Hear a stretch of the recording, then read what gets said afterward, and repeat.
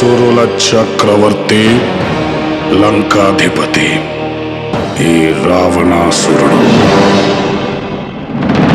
ఏ నామస్మరణ చేసిన ముల్లోకాలకు చెమటలు పట్టునో, ఏ నామము జపించిన అష్టదిక్పాలకులు అష్ట కష్టాలు పడుదురో, ఏ నామము తలచిన హరులు సురులు గజగజ వణికిపోవుదురో, అట్టి పరాక్రమవంతులైన మమ్ములను తుచ్చులు, నీచులు, అల్పులు, అధములు అయిన మా సోదరులు అవహేళన చేయుటయా?